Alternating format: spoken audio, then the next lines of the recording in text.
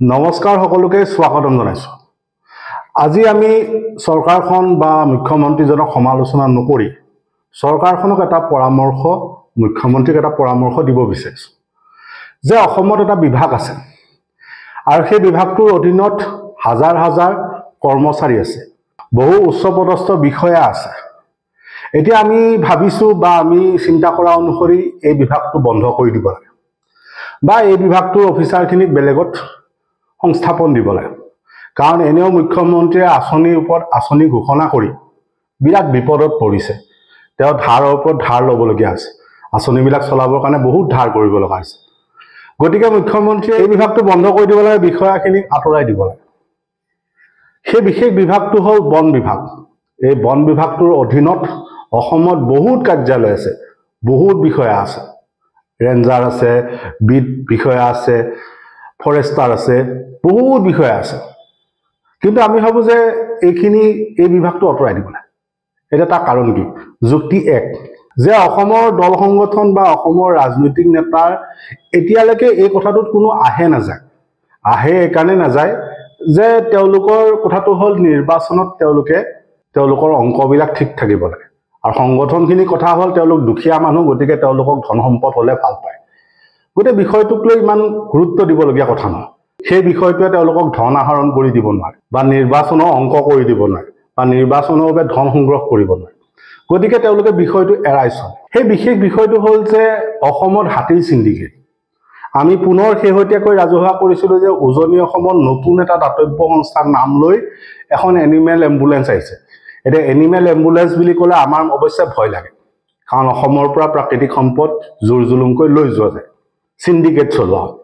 পুনৰ হাতী লৈ যোৱা হৈছে, কাৰণ এম্বুলেঞ্চখন গৈছে যেতিয়া হাতী লৈ গৈছে।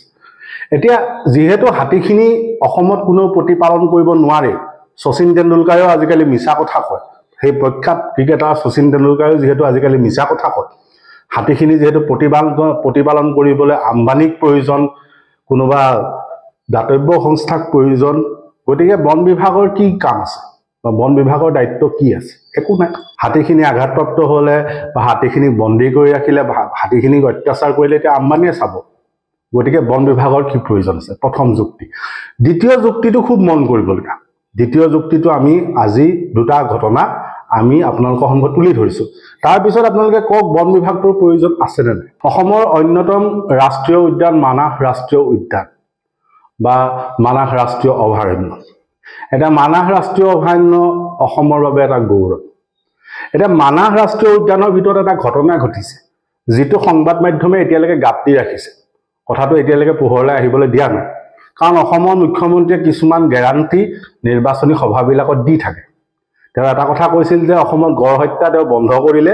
গড় হত্যা হওঁতে প্ৰাক্তন বনমন্ত্ৰীৰ হাত আছিল, কাৰ হাত আছিল আমি সেইটো নকওঁ, কিন্তু তেওঁ অসমত বন্যপ্ৰাণীৰ হত্যা ৰোধ কৰিলে, গড় হত্যা ৰোধ কৰিলে, তাৰ বাবে তেওঁ বাহবা লয়।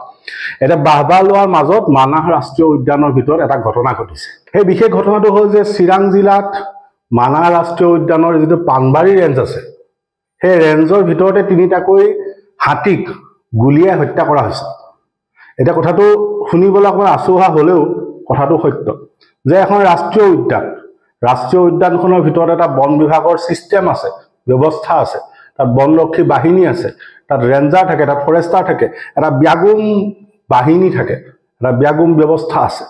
কিন্তু ব্যৱস্থাটো থকাৰ মাজতো চিৰাং জিলাৰ পানবাৰী ৰেঞ্জৰ ভিতৰত, বনাঞ্চলৰ ভিতৰত চোৰাং চিকাৰীয়ে তিনিটাকৈ হাতীক হত্যা কৰিছে। এতিয়া বোলে তাৰ বিষয়ে এতিয়া সেই হত্যাকাৰী বা সেই চোৰাং চিকাৰীক বিচাৰিছে, তেওঁলোকে তদন্ত কৰি আছে। এতিয়া আমাৰ প্ৰশ্নটো হ'ল তেওঁলোকে কৰি কি থাকে? যে তেওঁলোকক সেইখিনি দায়িত্ব, তেওঁলোকক সেইখিনি চৰকাৰে দৰমহা দি ৰাখিছে কিয়? যে তেওঁলোকে সেই ৰাষ্ট্ৰীয় উদ্যানখনক সঠিক ৰূপত ৰাখিবলৈ, তাত থকা বন্যপ্ৰাণীখিনিক সুৰক্ষা দিবলৈ।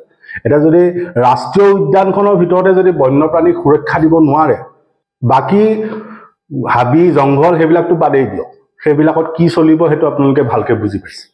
তাৰপিছত আপুনি কওক এই বন বিভাগটো প্ৰয়োজন আছে নে নাই? সেইটো হ'ল প্ৰথম ঘটনা। দ্বিতীয় ঘটনা হ'ল ৰায়মনা ৰাষ্ট্ৰীয় উদ্যান, বড়োলেণ্ডৰ এখন অন্যতম ৰাষ্ট্ৰীয় উদ্যান ৰায়মনা ৰাষ্ট্ৰীয় উদ্যান। এতিয়া ৰায়মনা ৰাষ্ট্ৰীয় উদ্যানৰ ভূটান বৰ্ডাৰৰ কাষত বা ভূটান সীমান্তৰ কাষত শেহতীয়াকৈ বহুত বন গাহৰি মৰিছে। এতিয়া অসমৰ দল সংগঠন বা জাতীয় নেতাৰ কাৰণে এইটোনো কি কথা? কিনো ডাঙৰ কথা তেনেকুৱা ধৰণৰ কথা কিন্তু কথাটো হ'ল ৰাষ্ট্ৰীয় উদ্যানখনৰ ভিতৰত এটা বিশেষ ৰোগৰ প্ৰাদুৰ্ভাৱ ঘটিছে এতিয়া কি বেমাৰ হৈছে কি ৰোগ হৈছে একো তাৰ উত্তৰ নাই শেহতীয়াকৈ খানাপাৰা যি ভেটেৰিনাৰী কলেজ আছে বা পশুপালন বিভাগৰ যিখন খানাপাৰা মহাবিদ্যালয় আছে সেইখনৰ ফালৰ পৰা এটা দল গৈছে তেওঁলোকে এতিয়া তাৰ কাৰণটো বিচাৰি উলিয়াইছে এন্ট্ৰি ডিজিজৰ এন্ট্ৰিটো এইখনৰ ভিতৰতে সোমোৱাৰ কেইবাটাও মানে পচিবিলিটি আছে প্ৰথম কথা হৈছে সাপোজ আমাৰ ইয়াৰে যিখিনি ষ্টাফ তেওঁলোকে গাহৰি মাংস ডেফিনেটলি খায় যদি বজাৰৰ পৰা গাহৰি মাংস কিনি আনিছে সেই গাহৰিটো যদি ধৰক এই বেমাৰটোত আক্ৰান্ত হৈছে যেতিয়া গাহৰিখিনি বনোৱাৰ আগত ধোৱা পখলা কৰে সেই পানীখিনি নিশ্চয় ইয়াৰ কোনোবা এটা এৰিয়াতে পেলাই দিছে গতিকে সেইটো এটা চ'ৰ্চ হ'ব পাৰে আৰু সেই মানুহখিনি সাপোজ মাৰ্কেটত গ'ল কোনোবা যিটো মাংস কিনিছে সেইটো ধৰক ইনফেক্টেড নহয় কিন্তু ওচৰৰ পাজৰৰ কিবা গাহৰি ইনফেক্টেড আছে গতিকে তেওঁ পিন্ধি যোৱা জোতা চেণ্ডেল কানি কাপোৰ এইবিলাকো এটা চ'ৰ্চ হ'ব পাৰে গতিকে এইটোত যদি আমি ৰেষ্ট্ৰিকশ্যন লগাব পাৰোঁ সাপোজ বাহিৰৰ পৰা মাংস আনিছে সেই যিজন মানুহে আনিছে তেওঁ ইয়ালৈ সোমোৱাৰ আগত যাতে নিজৰ সম্পূৰ্ণখিনি প্ৰতিৰক্ষা মানে চেনিটাইজ কৰি লয় আৰু যিখিনি ভেহিকেল আমাৰ ইয়াত চলি থাকে within the campus of this park যিখিনি ভেহিকেল চলে সেই এণ্ট্ৰি পইণ্টত যাতে এই এটা টায়াৰ ৱাছ এটা ডিছইনফেক্টেণ্ট চলিউশ্যন এটা বনাই ডিছইনফেক্টেণ্ট চলিউশ্যন তাত ৰাখি থ'ব লাগে যাতে টায়াৰখিনি কমপ্লিটলি ৱাছ হৈহে ভিতৰলৈ আহে তো এইবিলাক পটেঞ্চিয়েল চ'ৰ্চ মানে ভাইৰাছটো হৈছে কি এটা জেগাৰ পৰা আন এটা জেগালৈ যাবলৈ হ'লে তাক এটা বাহক লাগিব আমিবিলাকেই বাহক এতিয়া ধৰক আমাৰ এক্সাম্পল ধৰক আমি আজি ইয়াত এইটো পোষ্টমৰ্টেম কৰিলোঁ আমি গ্লভছ পিন্ধিছোঁ এইবিলাক যদি আমি ভালকৈ যদি প্ৰপাৰলি ডিছপ'জ নকৰোঁ তেতিয়াহ'লে এইখিনি যদি আমি আৰু এটা বেলেগ এটা জেগাত যাওঁ ভাইৰাছটো ইয়াৰ লগতে গুচি যাব সেইখিনি বস্তু আমি প্ৰটেকশ্যন নিজেহে ল'ব পাৰোঁ আৰু কিন্তু কথাটো স্পষ্ট যে ৰায়মনা ৰাষ্ট্ৰীয় উদ্যানৰ ভিতৰত অস্বাভাৱিক হাৰত বন গাহৰিৰ মৃত্যু হৈছে বেমাৰ হৈ